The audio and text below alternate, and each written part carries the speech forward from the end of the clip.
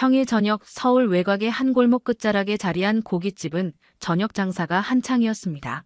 테이블마다 손님들이 가득 차 있었고 불판 위에서는 고기 굽는 소리와 함께 웃음소리가 끊이질 않았죠. 그런데 문득 식당 입구의 유리문이 천천히 열리면서 평소와는 사뭇 다른 분위기가 흘러들어왔습니다. 고급 양복을 갖춰 입은 노년의 남성이 비서 2명을 대동하고 들어선 것이었습니다. 그 남성은 성한그룹 회장 박재호, 60대 후반의 나이에도 불구하고 여전히 카리스마가 느껴지는 인물이었죠. 어서 오세요. 홀에서 서빙을 하던 직원 하나가 반갑게 인사를 건넸지만 곧 그의 얼굴을 알아본 듯 표정이 굳어졌습니다. 옆 테이블 손님들도 하나둘 고개를 돌려 회장을 쳐다보기 시작했어요. 누군가 작은 목소리로 속삭였죠. 저 사람 텔레비전에서 봤던 그 회장님 맞는 것 같은데? 또 다른 손님이 맞장구 쳤습니다. 맞아, 성한그룹 회장이잖아. 여기 왜 온 거야? 주방 안쪽에서는 사장 박말순이 불판 위에 고기를 뒤집고 있었습니다. 60대 초반의 나이지만 여전히 억센 손놀림으로 식당을 꾸려가는 그녀였죠. 그런데 홀 쪽에서 들려오는 웅성거림에 고개를 들어 문 쪽을 바라보는 순간 말순의 손이 공중에서 멈춰버렸습니다. 불판 위에 삼겹살이 지글거리며 타들어가기 시작했지만 그녀는 그것조차 인식하지 못한 채 회장의 얼굴을 응시했어요. 그 얼굴, 그 눈빛, 그 분위기. 25년이라는 세월이 흘렀지만 말순은 단 한 번도 그를 잊은 적이 없었습니다. 아니, 잊을 수가 없었죠. 윤희를 울리던 그 사람, 그 여자를 버리고 돌아선 그 남자가 지금 자신의 식당 문을 열고 들어선 겁니다. 이모, 고기 타요. 젊은 여직원 지민이 다급하게 소리쳤습니다. 말순은 그제야 정신을 차리고 집게를 움직였지만 이미 고기 한쪽 면은 새까맣게 타버린 뒤였어요. 지민은 20대 초반의 발랄한 대학생으로 아르바이트로 이 식당에서 일한 지 벌써 3년째였습니다. 오늘도 그녀는 앞치마를 두르고 손님들 사이를 분주히 오가고 있었죠. 제가 저쪽 테이블 받을게요. 지민이 환하게 웃으며 회장이 앉은 테이블로 달려갔습니다. 어서 오세요. 몇 분이세요? 지민의 목소리는 언제나처럼 밝고 친절했습니다. 회장은 피곤한 듯 의자에 몸을 기댄 채 메뉴판을 흘끗 보더니 말없이 고개만 끄덕였어요. 옆에 앉은 비서가 대신 주문을 했습니다. 삼겹살 3인분 주시겠습니까? 지민은 메모를 하며 환하게 웃었죠. 네, 금방 준비해드릴게요. 음료수는 어떻게 하시겠어요? 회장은 여전히 말이 없었고 비서가 다시 대답했습니다. 생수로 주세요. 주방 안에서 이 모든 광경을 지켜보던 말순의 입술이 바르르 떨렸습니다. 그녀는 낮게 속삭였죠. 하필이면 이 아이가 말순의 눈빛에는 복잡한 감정이 뒤섞여 있었습니다. 분노, 슬픔, 그리고 묘한 두려움까지. 운명이란 게 정말 이렇게 잔인한 건지 말순은 하늘을 원망하고 싶었습니다. 지민은 주방에서 받아온 고기를 회장의 테이블 위 불판에 올려놓았습니다. 기름이 지글지글 소리를 내며 튀어오르자 그녀는 능숙한 손놀림으로 집게를 들어 고기를 뒤집기 시작했죠. 회장은 창밖을 바라보며 무언가 생각에 잠긴 듯 했습니다. 테이블 위에 올려놓은 그의 손목에는 고급스러운 시계가 반짝이고 있었어요. 은빛 케이스에 가죽 밴드가 달린 세월의 흔적이 묻어나는 시계였죠. 지민이 고기를 굽다가 문득 그 시계를 발견하고는 눈을 반짝였습니다. 저희 엄마 것이랑 똑같은 시계네요. 그녀의 목소리는 순수한 놀라움으로 가득했습니다. 아무런 의심도 계산도 없는 순진한 감탄이었죠. 그런데 그 한마디가 떨어지자마자 회장이 들고 있던 젓가락이 손에서 미끄러져 테이블 위로 덜컥 소리를 내며 떨어졌습니다. 옆에 앉아있던 비서가 깜짝 놀라 냅킨을 집어들더니 재빨리 회장의 손목을 가렸어요. 회장님, 괜찮으십니까?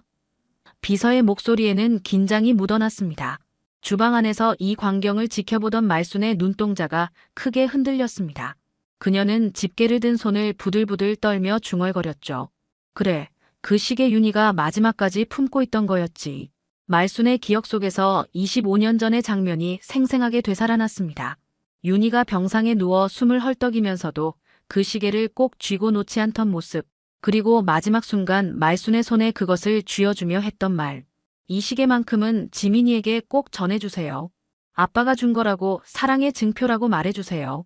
회장은 애써 평정을 되찾으려는 듯 작게 기침을 하고는 지민을 바라보았습니다. 그래, 흔한 모델은 아닐 텐데. 내 어머니께서 어디서 구하셨을까? 그의 목소리는 떨리고 있었지만 최대한 침착함을 유지하려 애쓰는 게 역력했어요. 지민은 아무것도 모른 채 환하게 웃으며 대답했습니다. 엄마가 돌아가시기 전에 쓰시던 거예요. 아빠가 선물해 주셨다고 하셨는데 전 아빠 얼굴도 본 적이 없거든요. 엄마 말로는 제가 태어나기 전에 하늘나라로 가셨대요. 그 말을 듣는 순간 회장의 얼굴에서 모든 혈색이 빠져나갔습니다. 그는 마치 얼음처럼 굳어버린 채 지민을 응시했죠. 비서는 당황한 표정으로 회장의 팔을 살짝 건드렸지만 회장은 아무런 반응도 보이지 않았습니다. 지민은 그런 분위기를 전혀 눈치채지 못한 채 계속해서 말을 이어갔어요. 이모가 항상 그러세요.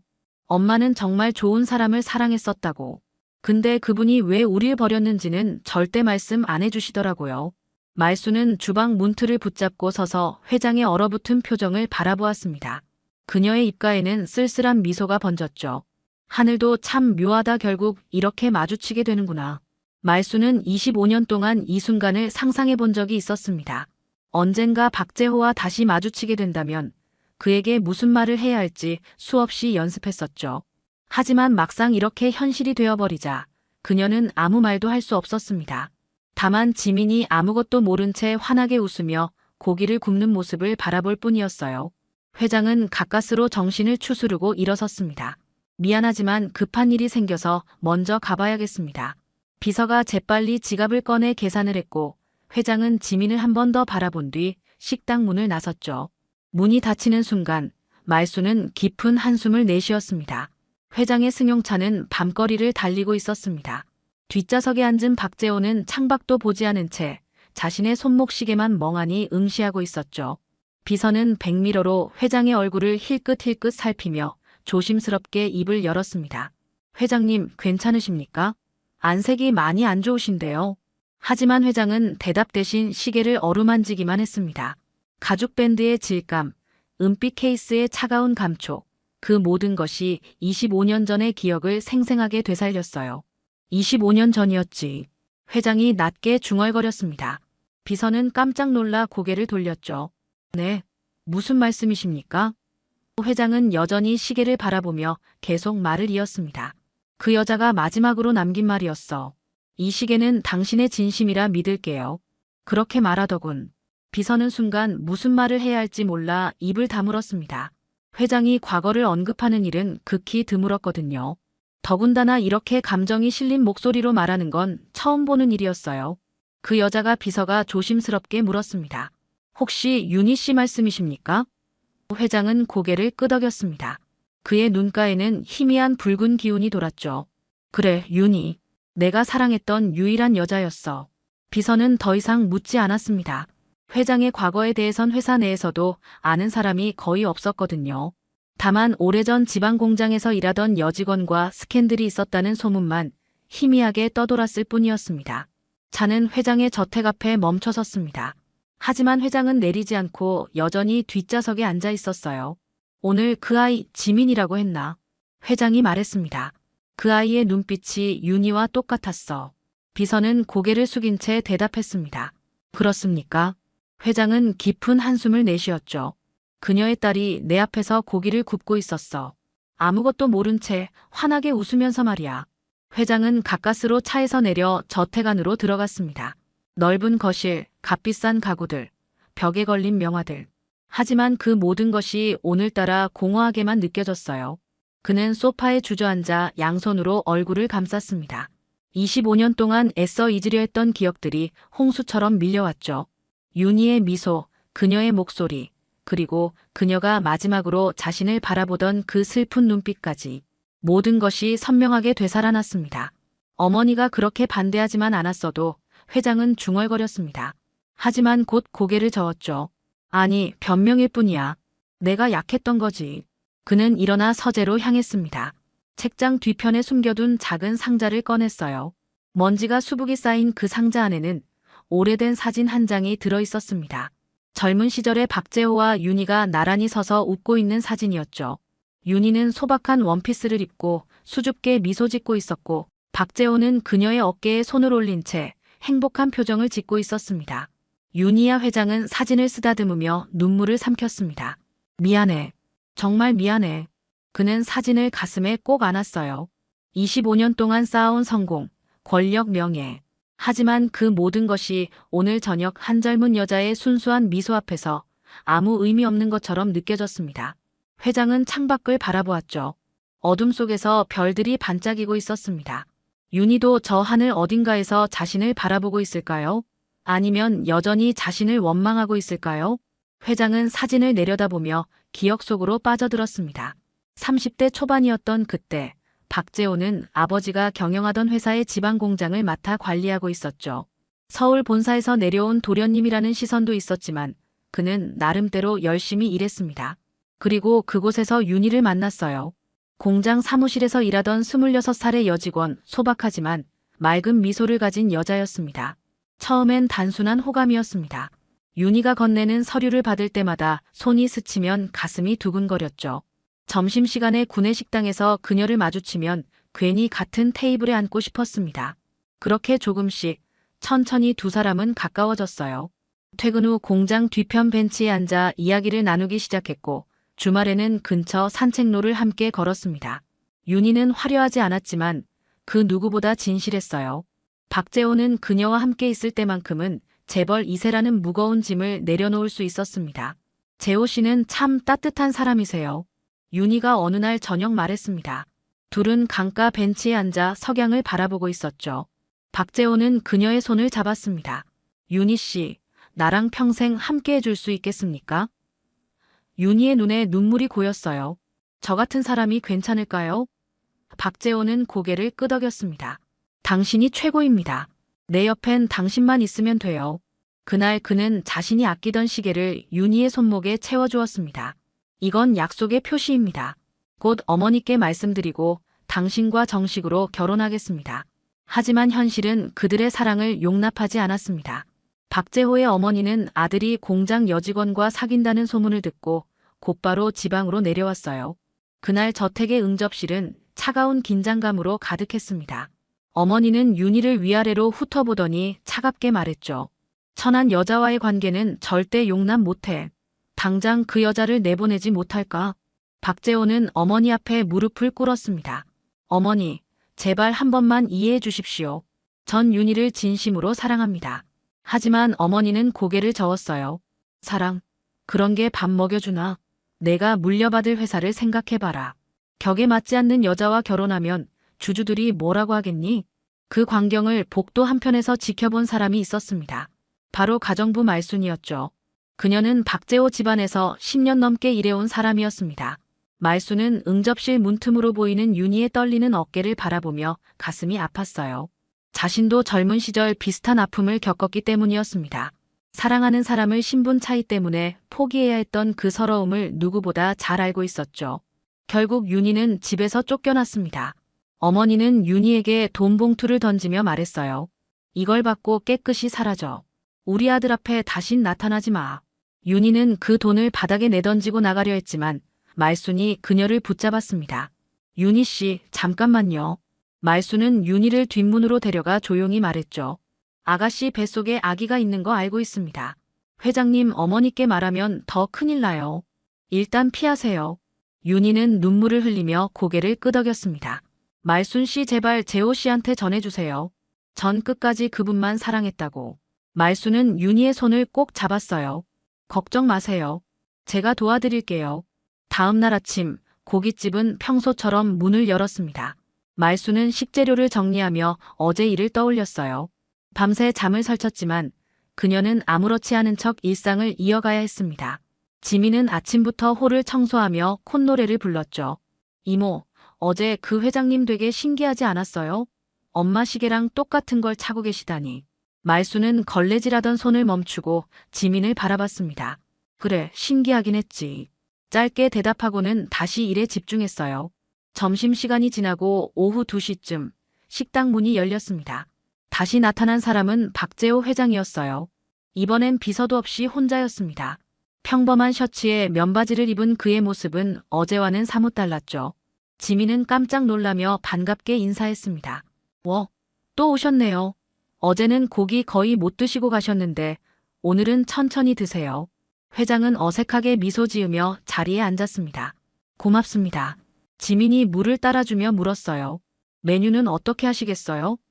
회장은 메뉴판을 보지도 않고 대답했습니다. 삼겹살 1인분만 주십시오. 지민은 주문을 받고 주방으로 향했죠. 말수는 주방 창문 너머로 회장을 바라보았습니다. 그의 눈빛에서 무언가 결심한 듯한 기색이 느껴졌어요. 말순의 가슴이 두근거리기 시작했습니다. 뭔가 일어날 것 같은 불길한 예감이 들었죠. 지민이 고기를 가져다주고 불을 켰습니다. 회장은 그녀가 고기를 올려놓는 모습을 가만히 지켜보았어요. 지민의 손놀림, 표정, 말투 하나하나가 윤희를 떠올리게 했습니다. 회장은 조심스럽게 입을 열었죠. 지민 양. 네. 지민이 환하게 웃으며 대답했습니다. 회장은 말을 고르며 천천히 물었어요. 혹시 어머니 성함이 윤희 씨인가요? 순간 지민의 손이 멈췄습니다. 그녀는 놀란 눈으로 회장을 바라보았죠. 네. 어떻게 우리 엄마를 아세요? 주방에서 그 말을 듣던 말순이 들고 있던 젓가락을 떨어뜨렸습니다. 쨍그랑하는 소리가 식당 안에 울려 퍼졌어요. 지민이 고개를 돌려 주방을 바라봤지만 말순은 재빨리 몸을 숨겼습니다. 회장은 떨리는 목소리로 계속 말했죠. 그분은 제가 알던 분입니다. 아주 오래전의 말입니다. 지민은 혼란스러운 표정을 지었습니다. 오래전에요? 그럼 엄마가 공장에서 일하실 때 아셨나 봐요? 회장은 고개를 끄덕였어요. 그렇습니다. 윤희 씨는 정말 좋은 분이었어요. 성실하고 착하고 그의 목소리가 점점 작아졌습니다. 지민은 신기한 듯 미소 지었죠. 엄마를 아시는 분을 이렇게 만나다니 신기해요. 엄마는 제가 5살 때 돌아가셨거든요. 그래서 기억이 별로 없어요. 회장의 얼굴이 창백해졌습니다. 5살 때요? 네, 병으로 돌아가셨대요. 그때부터 저희 이모가 저를 키워주셨어요. 지민이 주방 쪽을 가리키며 말했습니다. 회장은 주방 쪽을 바라봤어요. 문틈 사이로 말순의 모습이 희미하게 보였습니다. 회장은 천천히 일어섰죠. 잠깐 주방에 계신 분이 누구신가요? 지민이 대답했습니다. 저희 이모예요. 박말순 이모. 사장님이시기도 하고요. 회장의 입술이 파르르 떨렸습니다. 말순 씨, 그는 그 이름을 중얼거렸어요. 기억났습니다. 집에서 가정부로 일하던 그 여자, 윤희가 쫓겨나던 날 복도에서 눈물 흘리던 그 사람. 회장은 주방 쪽으로 천천히 걸어갔습니다. 지민이 당황하며 물었죠. 저 손님, 어디 가세요? 하지만 회장은 대답하지 않았습니다. 그는 주방 문을 열고 안으로 들어갔어요. 말순은 등을 돌린 채 서 있었습니다. 회장이 낮게 말했죠. 말순 씨, 저입니다. 말순은 천천히 몸을 돌렸습니다. 그녀의 눈에는 25년 동안 쌓아온 감정이 소용돌이치고 있었어요. 분노, 슬픔, 원망, 그리고 묘한 연민까지. 회장은 그녀 앞에 서서 입을 열었지만 목소리가 나오지 않았습니다. 말순이 먼저 말했죠. 오랜만입니다, 회장님. 그녀의 목소리는 차갑고 단단했습니다. 회장은 고개를 숙였어요. 말순 씨, 윤희는 정말 돌아가신 겁니까? 말순은 비웃듯 웃었습니다. 지금 와서 그걸 물으시는 겁니까? 그녀는 앞치마를 벗으며 주방 밖으로 나갔어요. 회장이 그녀를 따라 나왔습니다. 지민은 두 사람의 이상한 분위기를 눈치채고 걱정스러운 표정을 지었죠. 이모, 무슨 일이에요? 말순은 지민을 바라보다가 깊은 숨을 들이쉬었습니다. 이제 더 이상 숨길 수 없다는 걸 알았어요. 지민아, 말순이 침착한 목소리로 말했습니다. 이제 내가 알아야 할 때가 온 것 같구나. 지민은 불안한 표정으로 말순을 바라봤어요. 뭘요? 말순은 회장을 돌아보며 냉정하게 말했습니다. 이제 와서 죄라니요. 그때 회장님이 윤희를 쫓아내고 그 애를 제 품에 맡기던 모습, 아직도 생생하게 기억납니다. 회장의 얼굴이 일그러졌죠. 말순 씨. 그건 하지만 말순은 손을 들어 그의 말을 막았습니다. 지민이 다급하게 물었어요. 이모, 대체 무슨 말이에요? 쫓아냈다니, 그게 무슨 소리예요? 말순은 지민의 어깨를 잡았습니다. 그녀의 손이 떨리고 있었어요. 지민아, 내 엄마가 마지막으로 남긴 말 기억하니? 아빠는 하늘나라에 있다고 했지. 지민이 고개를 끄덕였습니다. 말순은 눈물을 참으며 계속 말했죠. 그건 내가 상처받지 말라고 한 거야.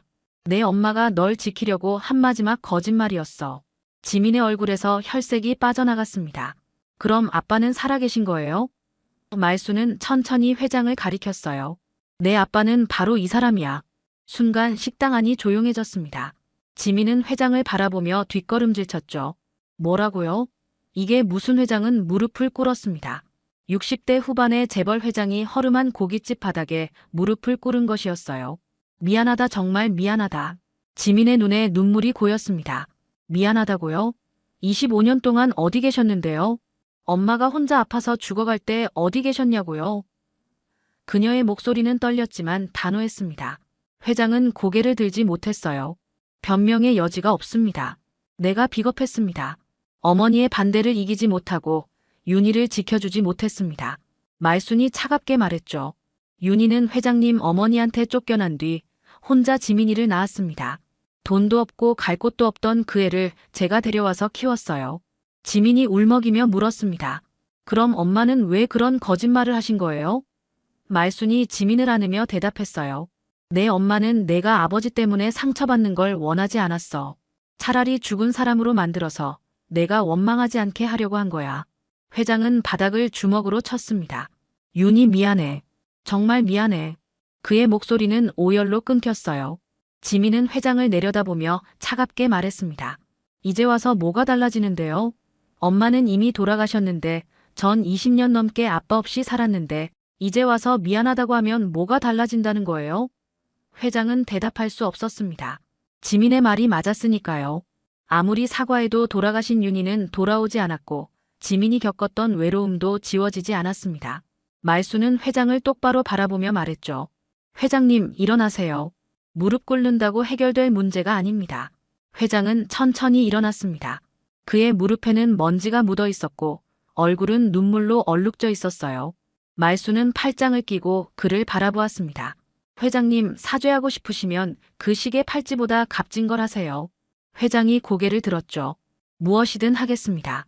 말씀만 해주십시오. 말순은 지민을 바라보며 말했습니다. 윤희가 남긴 약속, 이 아이의 미래라도 책임지세요.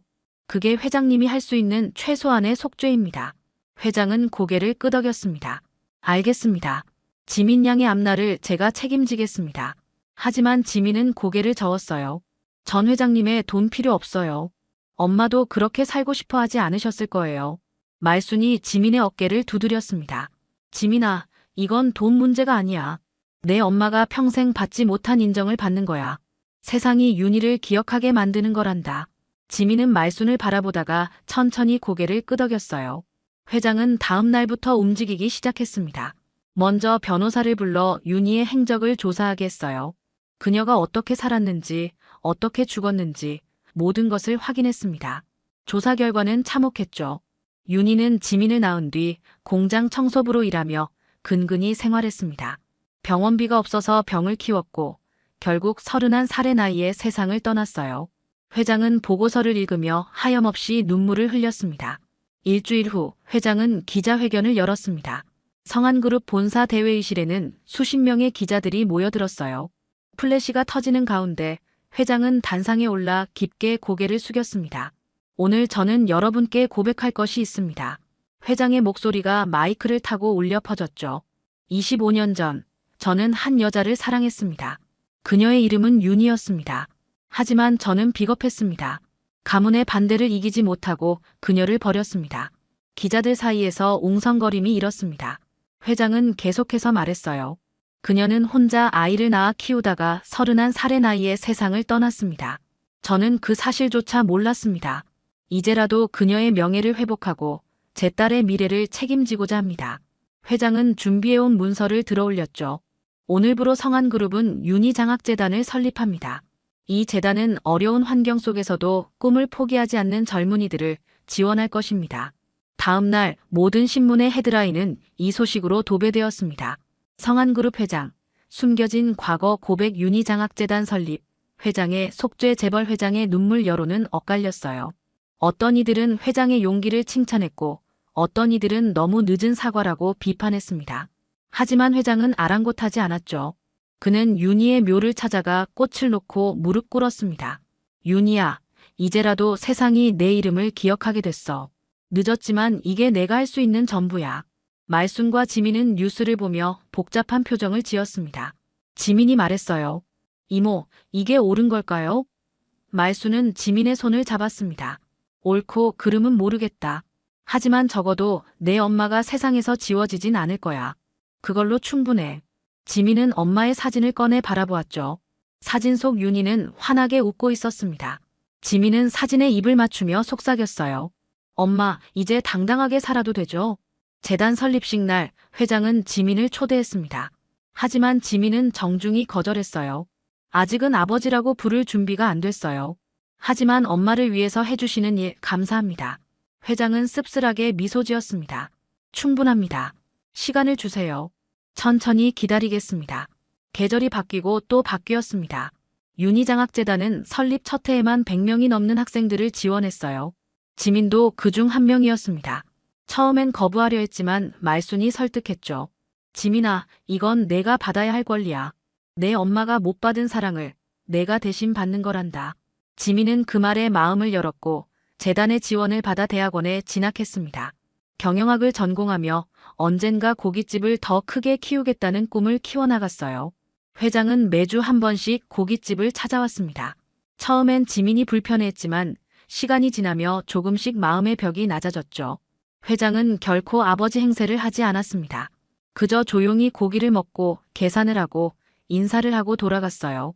가끔 지민이 시험 기간이라고 하면 열심히 하세요라는 짧은 격려만 남겼습니다. 그 소박한 모습이 오히려 지민의 마음을 조금씩 녹였어요. 2년이 흐른 어느 봄날, 지민은 대학원 졸업식을 맞이했습니다. 캠퍼스는 봄꽃으로 가득했고 졸업생들은 학사모를 쓰고 환하게 웃고 있었죠. 지민은 단상에 올랐습니다. 그녀는 윤희장학재단의 첫 수혜자 대표로 답사를 하게 되었거든요. 안녕하십니까? 저는 경영학과 지민입니다. 그녀의 목소리는 떨렸지만 또렷했습니다. 저는 어릴 때 엄마를 잃었습니다. 아버지가 없다고 생각하며 자랐죠. 하지만 이모가 계셨고 그분의 사랑 덕분에 여기까지 올 수 있었습니다. 객석 앞줄에는 말순이 앉아 있었습니다. 그녀는 손수건으로 눈시울을 훔치고 있었어요. 지민은 말순을 바라보며 미소 지었습니다. 그리고 2년 전 제 인생의 뜻밖의 선물이 찾아왔습니다. 바로 윤희장학재단이었죠. 처음엔 받아들이기 힘들었습니다. 하지만 이제는 압니다. 이건 단순한 장학금이 아니라 제 엄마에 대한 세상의 사과이자 저에 대한 응원이었다는 걸요. 객석에서 박수가 터져 나왔습니다. 지민은 계속해서 말했어요. 엄마의 이름을 건 이 재단이 앞으로도 많은 사람들에게 희망이 되길 바랍니다. 저처럼 어려운 환경 속에서도 꿈을 포기하지 않는 모든 분들께 응원을 보냅니다. 지민이 단상에서 내려오자 사람들이 일어나 박수를 보냈죠. 회의실 뒤편 문 옆에는 회장이 서 있었습니다. 그는 조용히 박수를 치고 있었어요. 지민과 눈이 마주쳤을 때 회장은 고개를 숙여 인사했습니다. 지민도 작게 고개를 끄덕였죠. 졸업식이 끝나고 캠퍼스 한쪽에 마련된 전시관에서 작은 행사가 열렸습니다. 윤희장학재단의 역사를 보여주는 전시였어요. 벽면에는 재단이 지원한 학생들의 사진과 이야기가 걸려 있었고 중앙전시대에는 유리관이 하나 놓여 있었습니다. 그 안에는 오래된 시계 하나가 조용히 빛나고 있었죠. 바로 회장이 윤희에게 선물했던, 그리고 윤희가 마지막까지 품고 있던 그 시계였습니다. 지민은 전시대 앞에 서서 시계를 바라보았습니다. 설명 패널에는 이렇게 적혀 있었어요. 사랑의 증표 마이너스 박재호 회장이 윤희에게 선물한 시계. 시간은 멈췄지만 사랑은 계속된다. 지민의 눈에 눈물이 고였습니다. 옆에 다가온 말순이 그녀의 어깨를 감싸 안았죠. 지민아, 내 엄마가 하늘에서 웃고 있을 거야. 지민은 고개를 끄덕이며 하늘을 올려다보았습니다. 파란 하늘에 흰 구름이 천천히 흘러가고 있었어요. 엄마, 이모 이제 하늘이 정말 알아줬어요. 지민이 조용히 속삭였습니다. 바람이 불어와 그녀의 머리카락을 흩날렸죠. 멀리서 회장이 그 모습을 바라보고 있었습니다. 그의 손목에는 더 이상 시계가 없었어요. 그 시계는 이제 박물관 유리관 안에서 윤희와 박재호의 사랑을, 그리고 뒤늦게나마 이루어진 화해를 증명하고 있었습니다. 시간은 흘러도 진심은 멈추지 않습니다. 멈춘 시계는 그날 다시 돌아가기 시작했습니다. 엄마 윤희의 이름으로, 딸 지민의 미래로, 그리고 모든 이들의 희망으로 말이죠.